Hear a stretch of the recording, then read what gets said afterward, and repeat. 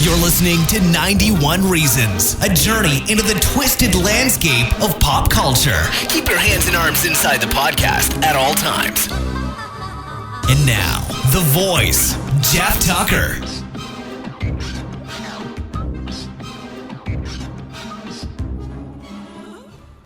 We are continuing our look at the episodes of Black Mirror. Hope you had a great Thanksgiving last week. What a great time for families to sit down and turn off your phone, turn off your screens, at least during dinner, and talk to each other and really bond as families. I mean, that's what we're supposed to do. So many people get bogged down in minutia and the right thing to do and political correctness and blah, blah, blah, blah, blah, blah, blah, blah, blah. And instead, make the holiday what you want it to be. And for me, we're going to slow down and we're going to have a moment with my family. And I work at a theme park. So when there's a busy holiday, we're always working. We're a holiday-oriented place of business. We're only closed on Christmas Day, which is really cool of the Not family to have instituted that year, from the beginning. But all the other holidays, we're working. I've spent many Thanksgiving holidays at Knott's working hard, getting shows up, supporting the shows, supporting the usher team, that sort of thing. There have been numerous Thanksgiving holidays where I have had my Thanksgiving turkey dinner at Knott's with my family on a picnic table. And it doesn't matter where you have it or what you're eating. What matters is that, well, there's my phone. Isn't that exciting?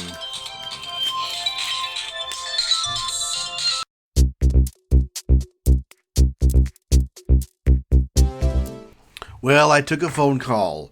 It was a focus group for an opinion thing I'm going to go do this week, where I'm going to give my opinion on something. I know, shocking. I'm going to give my opinion on something, but they're going to pay me $100. So I'm curious to see what it's all going to be about. And maybe, nobody told me they'd be going to give me electric shocks. Well, I don't know what you're trying to prove here. We're trying to prove the negative effects of on ESP. I'll tell you what the effect is. It's pissing me off. Well, maybe my theory is correct. You can keep the lousy $5. Well, I will, mister. So, yeah, I don't know what that's going to be, but it'll be an adventure nonetheless. But, no, I was talking about Thanksgiving and what it means and be thankful. And we live in the greatest country on earth, man, and you can have a great Thanksgiving. People watch sports, I guess. I've always watched movies. Austin has to work on Thanksgiving, or he did have to work. So, I don't know, since I'm in the past talking about the future, but it hurts my head. It's a paradox, Doc. Let's talk about Black Mirror, shall we? Stop with the preambles, Jeff? Oh, sure, we can do that. Black Mirror, it's on Netflix. You can check it out. We're going episode by episode because I sat and watched them all. And some of them I watched multiple times. This is a fantastic anthology series where they're only loosely, very loosely connected. And by that I mean there's a couple of companies that show up now and then and technology that the writers really liked. So they decided to bring back in one form or another, but in a different time frame. So, like the guy who in last episode ripped the grain out of his head, that's going to show up later in another episode in the future where people are using it to record and solve insurance claims of all things, But anywho, we're going through these episodes, and we've reached episode 5. It's called White Bear. This is another great episode where you start off thinking one way, and then you're led down that path just long enough until you end up confused, bewildered, and then, I was rooting for the wrong person. White Bear is about a woman who wakes up in an apartment The TV is blaring. She doesn't know where she's at. She stumbles around, and we're unsure of what's happening. These are so good because, and again, you should go watch these and then listen to these episodes, so that you can have that same sense of confusion. It allows you to identify with the characters so well. It's what Black Mirror does best, is to just drop you in the middle of it and then explain as they go, or not till the end. And then again, comparing it to Twilight Zone is apt, but not perfect, because a lot of these are not twist endings. They're just different endings. And if you've watched them, you know what I mean. They're not ironic, in the Twilight Zone way of the guy breaks his glasses when he has all the time to read, you know what I mean? So anyways, this one is about this woman. She stumbles outside and she sees people with cell phones who are recording her, but they won't respond when she talks to them. And it's very zombie-esque of a look at today's culture where something bad happens and some people turn and run and other people turn and start recording, which is interesting because we have it later for, historical and to scrutinize and look at. But you also have to ask, why didn't you just run? You put yourself in danger. You put yourself in mortal danger by not turning and running the other direction. Some people just have that. Some people go to a concert and instead of watching the performance, record it, which I've never understood. I enjoy watching those on YouTube, don't get me wrong. But I don't have that gene to want to record everything, which seems ironic coming from a guy making a show like this, right? But here we are in this world where these people are recording her. So she stumbles around until finally she sees a man, and instead of helping her, he's not recording her. He pulls a shotgun out of his car and starts advancing toward her. So she takes off running, and she ends up finding this other woman, and she's still completely confused. And this woman gives her some story about a cell phone signal that turned people into, I'm paraphrasing, that turned people into zombies, and some people didn't get the signal, and they got to turn off the main hub of the signal generator if they want to return life back to normal. It's very video game level-esque. So you race along with this woman as they jack cars. There's a service station that gets completely shot up by these people, and the whole time, these people are videotaping everything. They're recording everything. I say videotaping because I'm old. They're recording everything. It's very surreal, and you feel really strange. Like, is that what I look like holding my cell phone? And even though we're supposed to be concentrating on the woman running for her life, from the people with the guns, and there's people wearing masks, these creepy, Halloween masks, and they're racing after her, and she's trying to get away, and they end up in this forest where people have been crucified on trees, and she gets tied to a tree, and they're going to blow her head off. Like, it's really, really dark. But you still don't know what's going on. You have to take the woman's story at face value. But she's an unreliable narrator because we don't know if she's telling the truth, because this really doesn't make sense. Why any signal would cause people to just whip out their phones and start recording things. So, through sheer determination, and we feel like we're on this woman's side, she makes it to the generator, and her and that other girl manage to get to the switch. And at the last moment, she gets a shotgun, and she shoots one of the attackers. But only confetti comes out of the gun. And then the generator is revealed to be a set. And she's locked into this chair. And you're thinking, is it a April Fool's gag? Is it a game show?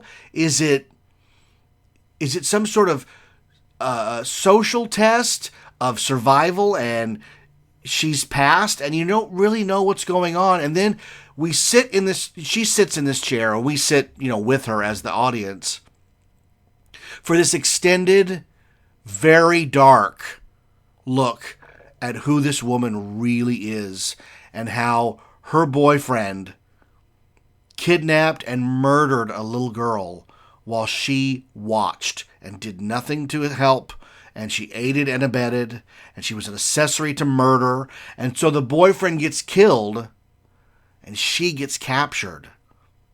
We're still kind of wondering what's going on. And then they, in a very Salem witch trial moment, they parade her through the streets. She's still strapped to this chair. They parade her through the streets of this small town while people are, taunting and leering at her. And you have lost your sympathy for her because she's let this poor little girl die very brutally. But you still are unsure of, what did I just witness? And then the truth is revealed that this happens every day, and that this is a theme park-esque attraction for the people of this area to get through their grief by tormenting this criminal every single day. They are going to wipe this woman's memories, put her back in the apartment, and tomorrow start the entire process over, where she's going to wake up, see people recording her, be chased by a guy with a gun, and ultimately end up at the generator station for the big finale. And boy, what a gut punch this is, because you have no sympathy for this woman, except she's in complete agony over the memory wipe and the guilt and the horror at her realizing her situation there at the end. And if you how do I put this? If you think harsh punishment for harsh crimes is appropriate, then you're on the side of the town. If you feel that rehabilitation for criminals is the only way to go, and with a soft hand, then you're going to be horrified by this episode. It's no secret on this show that my father was murdered in a robbery, so I have no sympathy for violent criminals. I really don't. So this woman's getting what she deserves. The question is, how many times does she deserve it? Because it's going on every single day. She doesn't get a day off. They don't coddle her at all. She's in this prison, this white bear theme park, Justice Park they call it, to atone for her sins in front of everyone in town. And people bring their kids. And you wonder, how close are we to that, right? I live in California, where we keep voting over and over again to release a lot of nonviolent criminals back into the streets. The problem is that they're only counting the last crime they committed. So if the last crime they committed was shoplifting, and that got them 2 years in prison, they let them out, even though the rap sheet does contain violent robbery. So I live in a state where they're letting everybody out of prison. So I don't know how to feel. I have no idea, because the people who live in this state are willing to put up with a lot in the name of social justice and not actual criminal justice, if that makes sense. But it is a perplexing, really well done, dark episode of Black Mirror. All right, we're going to move on to episode 6. This is the Waldo moment. This is a bizarre episode. This is one of the few I really disliked. I don't get this episode. I don't understand it. It comes off silly to me, where a lot of it has to do with English politics and how English elections are run. So I'll be the first to admit there was a lot about it I did not understand. because they're using language and tactics and regulations that I don't have any knowledge of. That being said, it's the story of a comic who gets a job on a TV show as a real-time cartoon character who comments on politics and the news. And he strikes a chord with the audience and ends up becoming a very popular political pundit. So they start driving around in a van, taking the character from the studio audience to the real audience in the street. So we see the guy controlling the character from inside the van. And ultimately the character becomes so popular, they end up running him for head office and using him in debates. And it's from 2013, so this is not a reflection in any way of any kind of current politics. It's fiction to its core, unless there's something in England I'm not aware of. And this character ends up becoming worldwide famous as this idiot little political pundit. And the guy who runs it doesn't want to spend his life being basically evil Roger Rabbit. So he gives it up. And he ends up destitute on the street, watching his character on these animated billboards. And I'm not sure what the message was, except if sell out if you want to have a nice place to live. I don't know, because I didn't like the little character. I didn't like the jokes. I didn't like the meanness of it. It was quite dirty, which, it does exist in the political climate. I totally get that.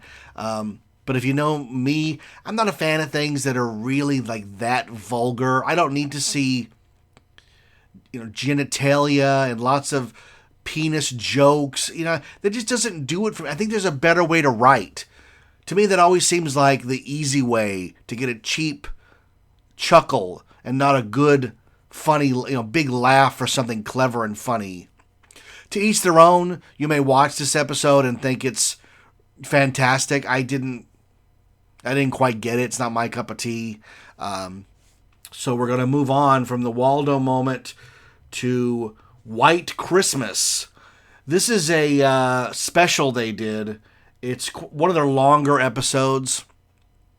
It stars John Hamm from Mad Men and some other guy that I don't know. He's probably famous in England. I don't know. But these two guys are in a facility of some sort, and they keep talking to each other as if they've been there for years, but they've never really sat down and talked, as if they're some sort of menial government worker, like a substation somewhere in the middle of nowhere. They're snowed in. It's Christmas. They're having a Christmas dinner together for the first time, even though they've spent multiple Christmas holidays there. And so we're led to this, Ham opens up, and he's going to tell a story about how he ended up working in the middle of nowhere. And you find out that he basically worked for like Google, making these Alexa home like butlers. What are those assistants? Virtual assistants, right? So this woman goes in for surgery, and she has a small piece of her brain removed. Something she won't miss, I guess. And as she's recovering, John Hamm is programming her virtual assistant called an iLink, right? So the iLink is going to run the house. It's going to make breakfast, make toast. It can organize your activities, your schedule. It can do everything. Pay your bills, play music, whatever. It's Alexa, I guess. I don't have one, And not to go off on a tangent, I don't get that thing. I don't want anything in my place recording me 24/7. Right now they're using one in a murder case because it recorded a murder or evidence to the murder. Yeah, no. That's Black Mirror for in real life. Now, that being said, I would consider buying Rachel one, because I think Rachel would get a lot of use out of it, and it would help her remember things, and, because she sometimes forgets to bring things to work that I don't know. But Ham is the guy who programs it. And here's the thing. In the world of Black Mirror, these aren't just fancy search engines that know how to respond through a learning program that adapts to your way of talking and the way you need things and your timing, because I'm sure it remembers your schedule, your timing. Instead, the Alexas of Black Mirror contain that tiny piece of brain matter, which becomes a second you. Now, the first you have no idea this is going on. You don't know how these things are made. You don't know that a part of you is now locked away in this cell, this tiny little cell with nothing to do but your bidding. And if people of the Black Mirror universe knew this, they probably wouldn't buy it, because when these things become self-aware, they're still, for all intents and purposes, human. Though they require no sleep, no food, they're still human. They still have eyes. They still have a mouth to talk. They still interact with their environment. And to that end, they won't do the bidding automatically. Ham has to torture this thing to compliance. And the way he does it is he can control the timeline inside the device. So he tells her, I'll see, you're not willing to do what I want you to do? I'll see you in 6 weeks. And he starts, like, you ever play The Sims and you can make the days go faster? And for you, it's like a second, but in Sim World, it's a full day. He's doing that to her, and he's eating something while she's experiencing 6 weeks of solitary confinement. To him, it's been 6 seconds. And when he brings her back online, she's like, where did you go? I've been here 6 weeks waiting for you. And she's a little disheveled. She's like, you understand, there's nothing to do here. I don't sleep. I don't eat. There's nothing to look at. I just sit here. And he's like, I told you. And he threatens her with 6 months. And that's when she decides to get with the program, so to speak. And then we see her,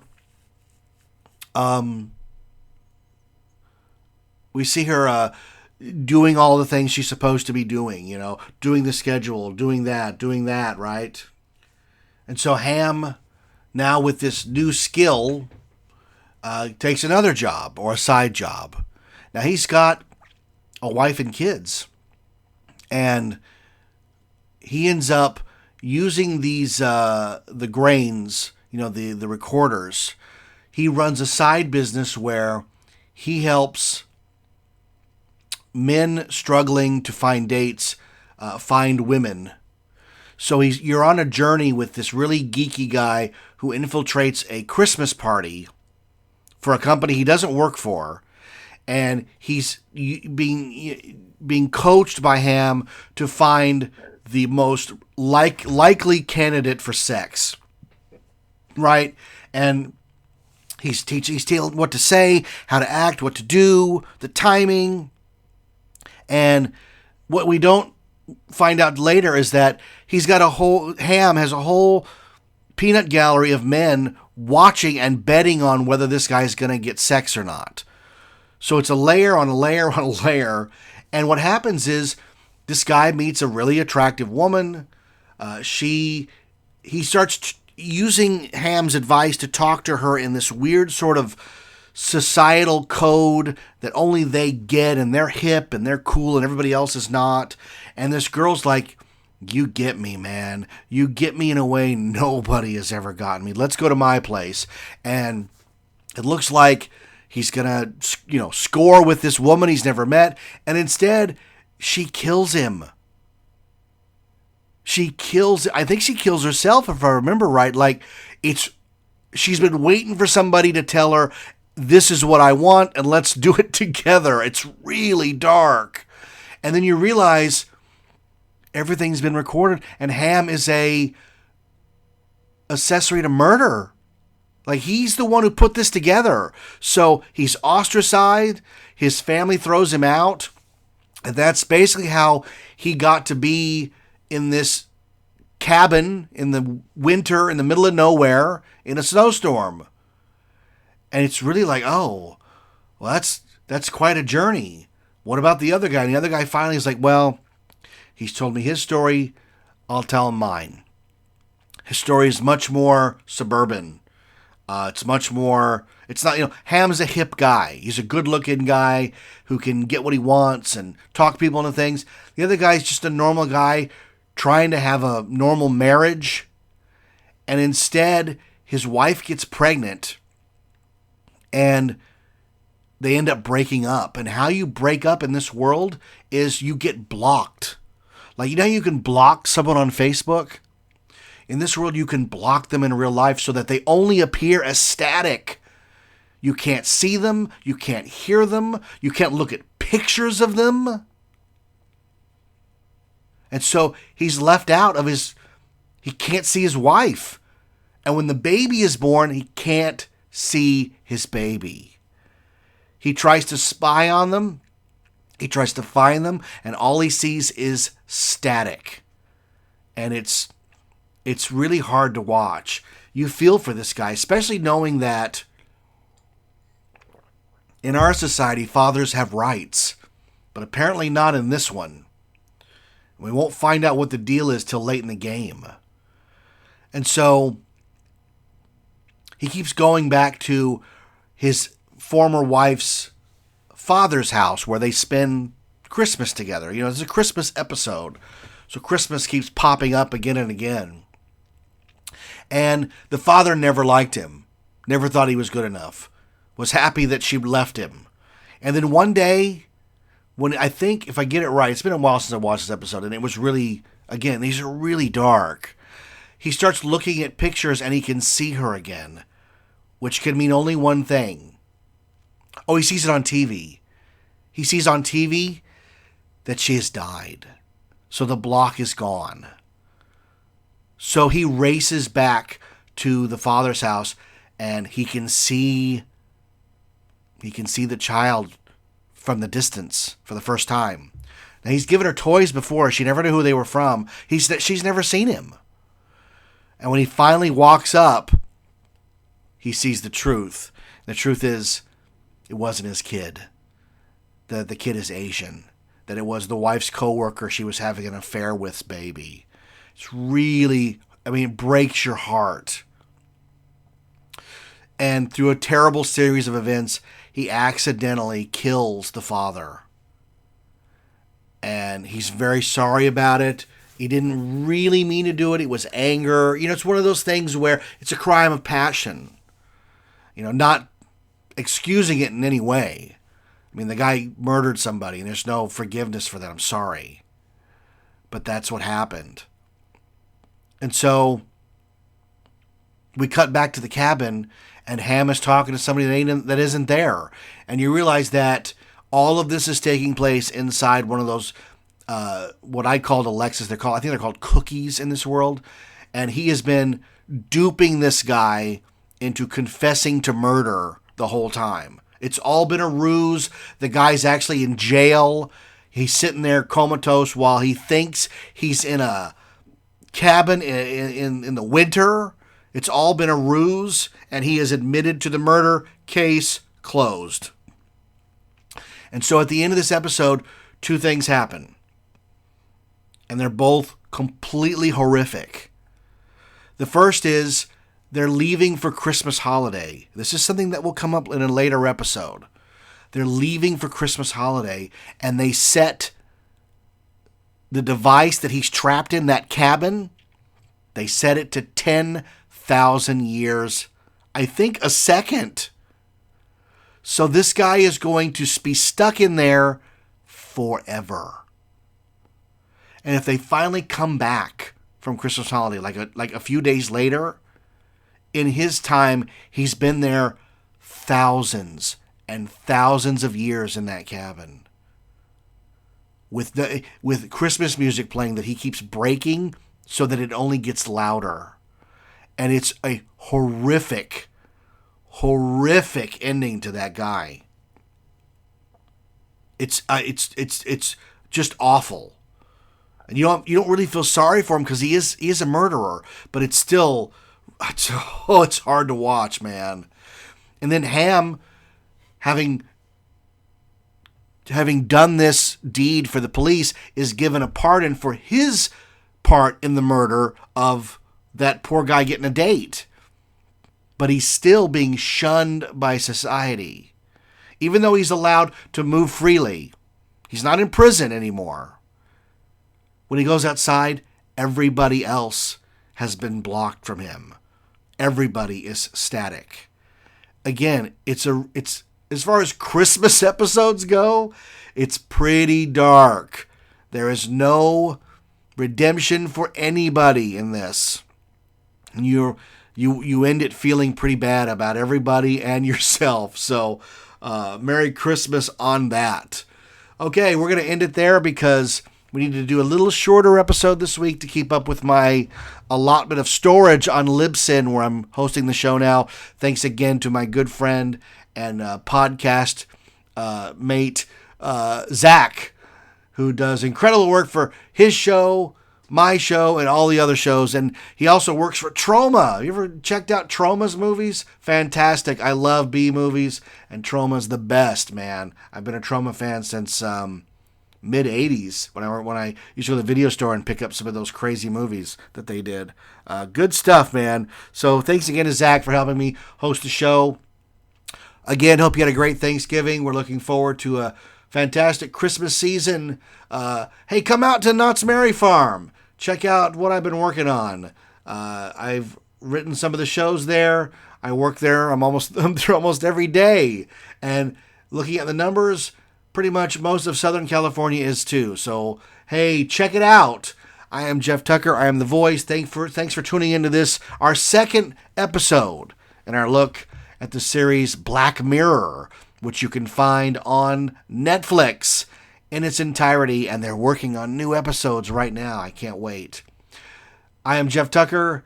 This is 91 Reasons. Thanks for listening to 91 Reasons. Please subscribe and leave a review on iTunes. Find us on Facebook. Is anyone even still listening?